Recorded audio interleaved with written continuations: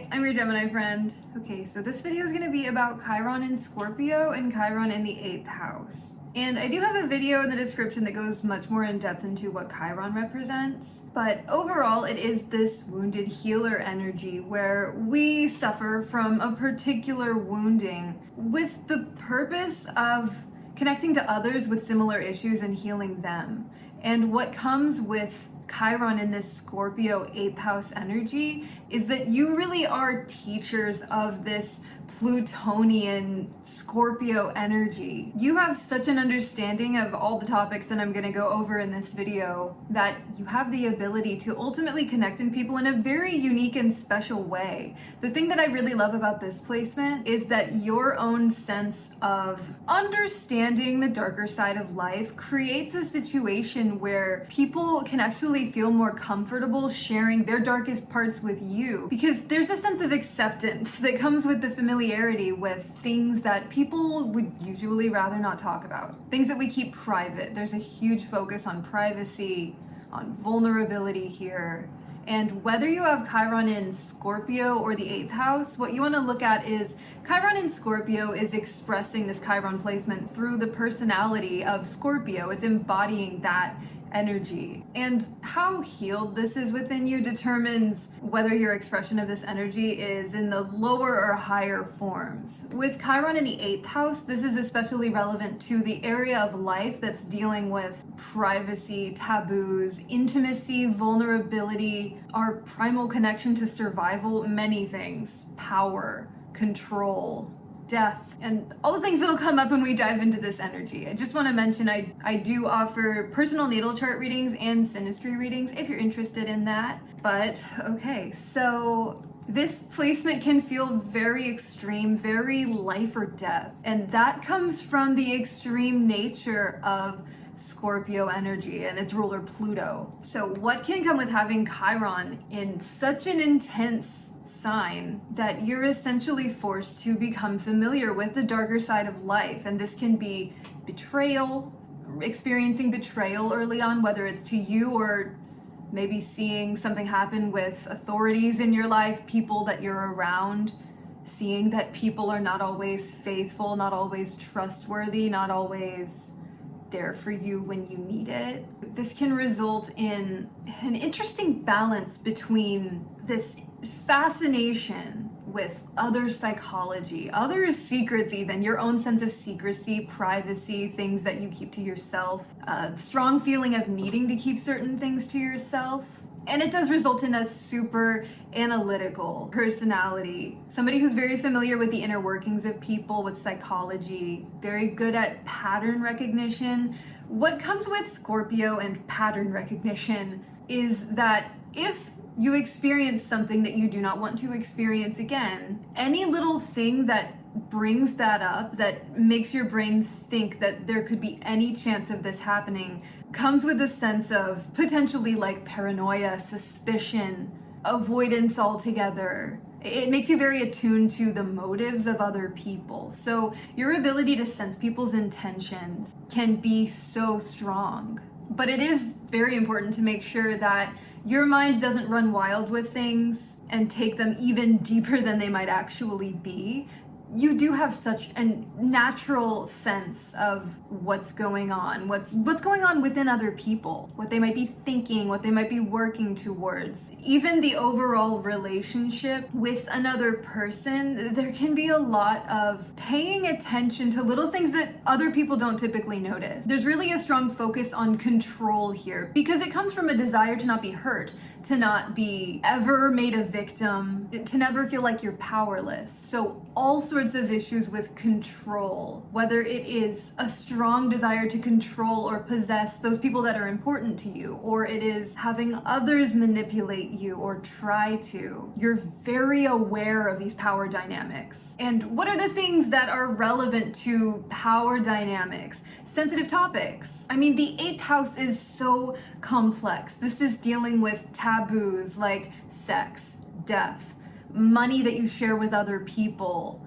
inheritances, power in general. And when I mentioned that primal sense of safety, that's what it all comes down to. I like to relate the 8th house to our very initial impressions of life when we were vulnerable, when we needed to be taken care of, and how our sense of safety was like reflected back to us. The example I always use is the way that a baby needs to be taken care of and has needs that ideally should be met. But even before you're consciously aware, even your memories before you actually remember, even before you have conscious memories, your body remembers. This can be the feeling of needing something, not being able to communicate it, and not having those needs met. And this can result in so many different things. It can feel like a very deep wound that is just not able to be addressed, not even able to be fully located.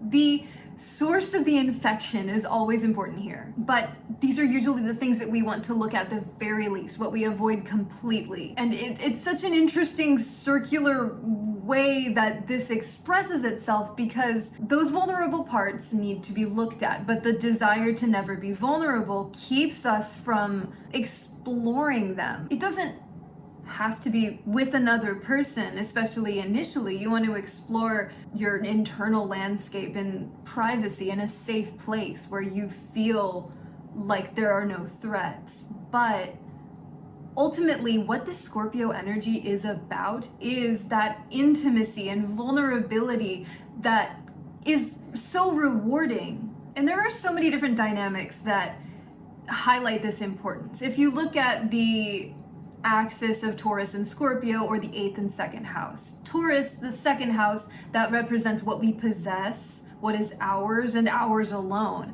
Opposite that, Scorpio in the 8th house represents what we cannot really have on our own. It's something that needs to be shared. Scorpio energy is truly within itself when it's able to connect with another person, because this entire idea represents what comes after the 7th house in Libra, that initial connection. If you think of marriage as the 7th house, then the 8th house is like consummating that marriage. And the way that your vulnerability is rewarded. There's a reason why we keep certain things private, because they're only meant to be shared with certain people.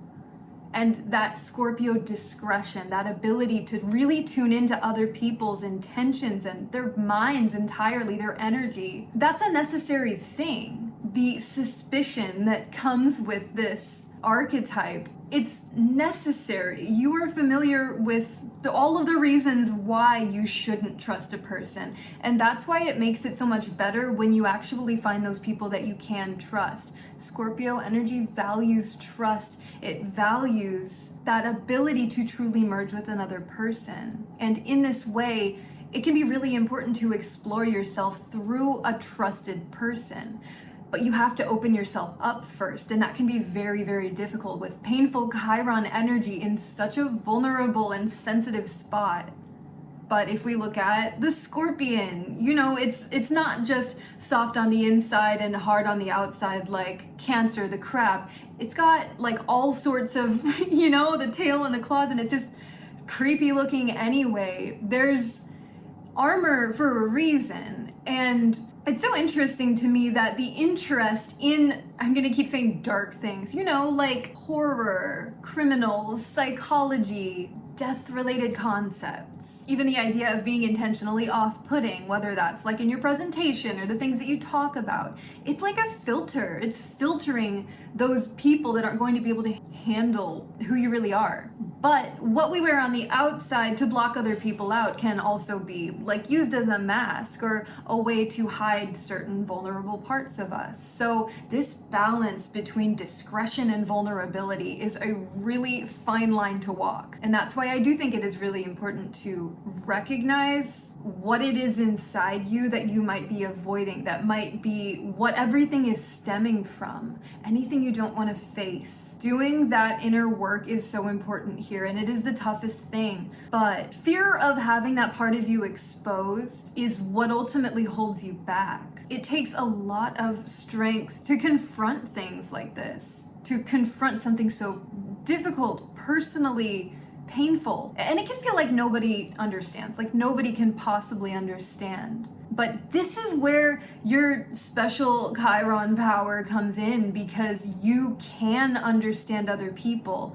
You, even if you haven't had the same experiences as them, the way that you're able to relate, the level that you can meet other people on, you are willing to go all the way down. So much so that people feel comfortable exploring that with you. You are an incredible guide through the darkness for other people who are struggling. And that's why it's so important to get things sorted within yourself and to become more comfortable with that. Because when we face the things that are terrorizing us the most, it's like, think of a dark room.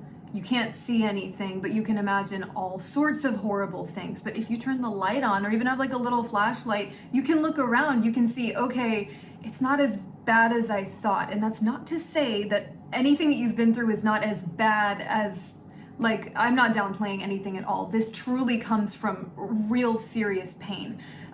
Experiences way too early on that showed you things that children shouldn't have to be familiar with. However, the nature of Pluto, Scorpio, the 8th house, is to transform through extremes. This is such an incredibly resilient, transformative energy. And while it can feel so raw and vulnerable, you know deep inside that you can handle it. You've been through so much that you can handle anything. And you shouldn't have to. But the thing is that when we are experiencing a difficulty inside us that needs to be addressed, what happens is we might actually come across circumstances and people that try to get that out of us. It is essentially our mind's way of forcing us to address it by bringing things into our lives that remind us there is pain inside. There is something that needs to be looked at, something that we need to find a way to be able to live with it. Another example is like a splinter. You can't just ignore it. It's gonna get worse if it stays under there. And it's never a pretty process to have to dig something out, but that is the true value of this energy, the ability and attunement to those things that need to be dug out. You can detect them in other people. You are so good at problem solving and at finding out like the core root of the issue. I mean, this can show that you are actually very drawn to intense dynamics.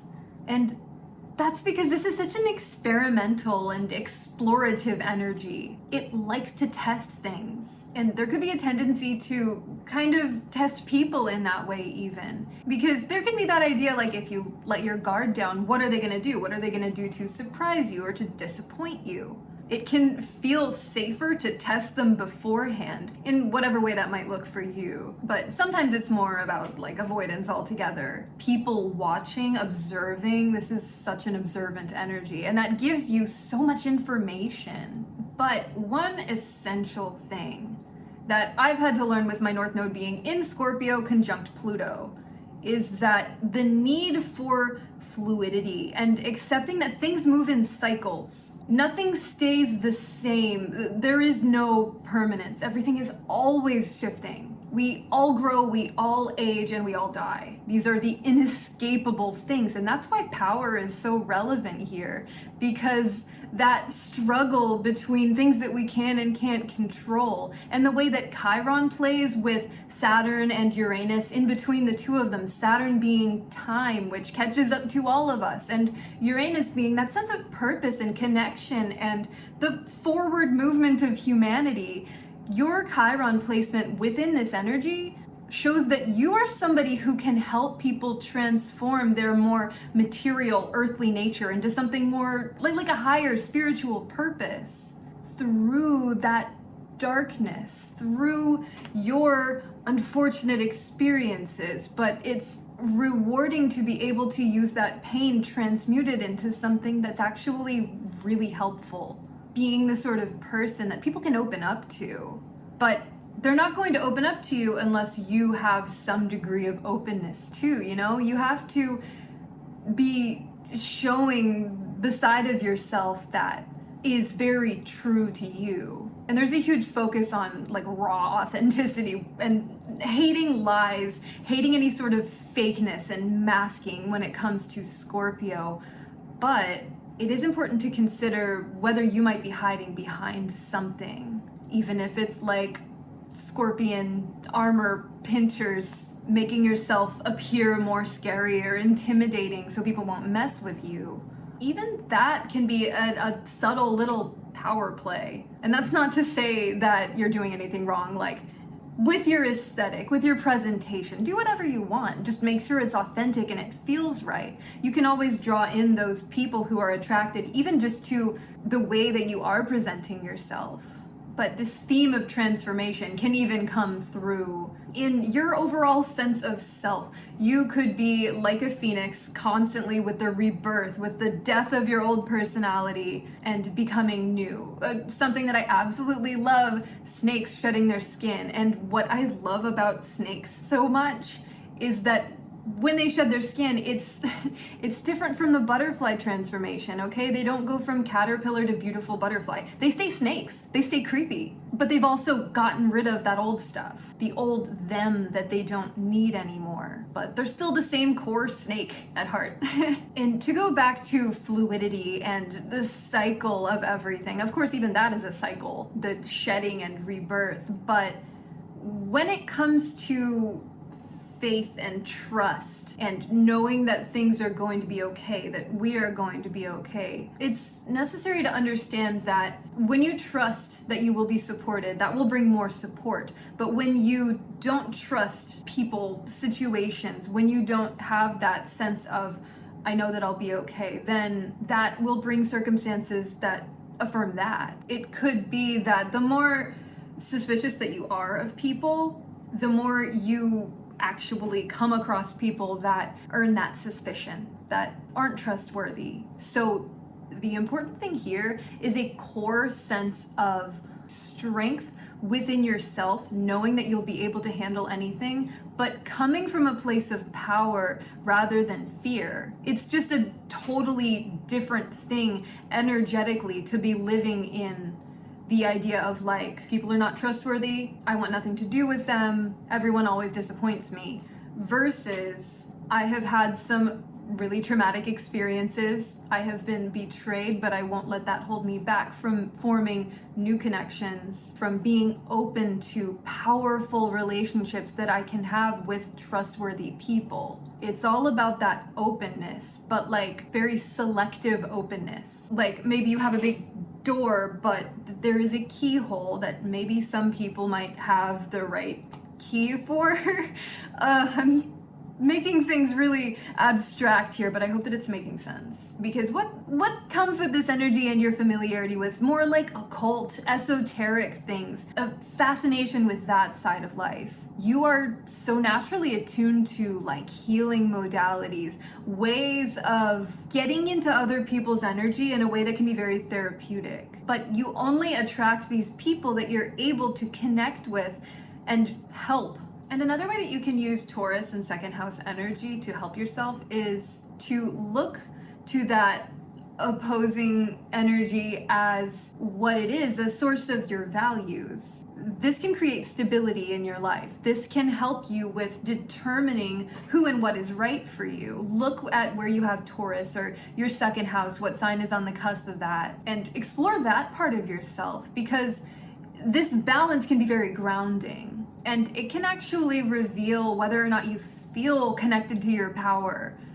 whether you feel like you're really living in your purpose or in a way that aligns with your values. Even just figuring out what these values are can be really enlightening, because it can show you how you've been living your life up until now and whether or not you've been putting those valuable things at the forefront of your life, or if you're living in a more defensive mode. Because we all deserve to have fulfilling lives where we're focused on, attaining what we want, working towards things that feel good for us, that feel long-term and worth it, and even our own internal sense of worth and like security and safety within our bodies. This axis is balancing extremes in a way that, like I said, life or death before, that's kind of how I consider this axis, with Taurus representing like lush, sustainable earth energy,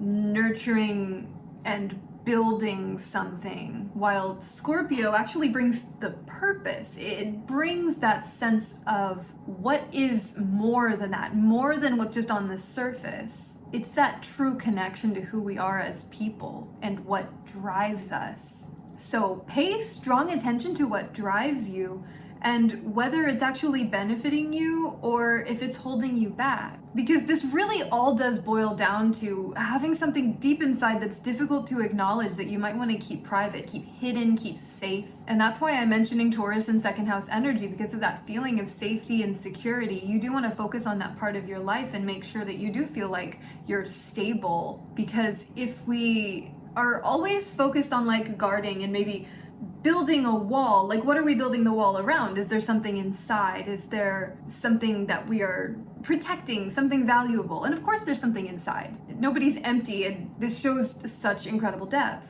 But are you keeping it to yourself? Are you keeping certain things private that maybe actually could make an impact on the people around you? Or do you have like a vault that you never even look at, that nobody is allowed down, not even you? This is a great chance to explore the vault, no matter how difficult it might be. This is repression and shame and pain and rage, feelings of unfairness, of being mistreated, of loss. But the more that these things are in the dark and like a mystery to you, the more they're actually able to control you from within. And what that is ultimately like is like having that very young and in pain version of yourself running the ship. But this is ultimately like, it's having that hurt part of you, that younger part of you, the part that is still struggling and still fighting. It's running you. It's the one that is in control sometimes. So becoming familiar with that part of you, this is why it's so important, because if we don't shine a light on it, if we're not aware of it and we don't explore it and if we don't understand it,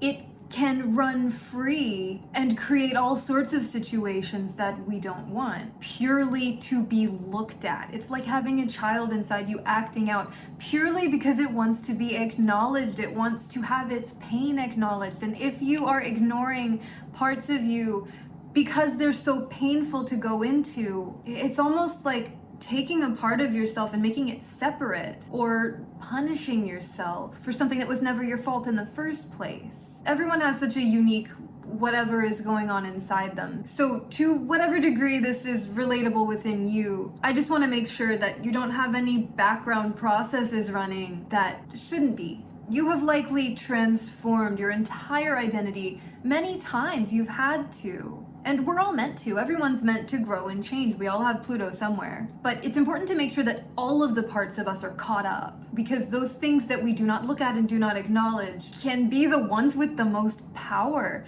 Because if we're not looking at it and we don't understand it, that's scarier than any external unknown, because this is always with you. So that's why it's important to really harness the nature of Scorpio in the 8th house, to take that plunge, go deep, find it, acknowledge it, love it, understand it, give it what it needs, that part of you, and then bring it up to the surface, integrate it, and allow it to be a part of who you are now. And if this is something that you've already done, you've already dealt with it, you have already integrated that darkness, then absolutely good job. That's one of the hardest things you can do.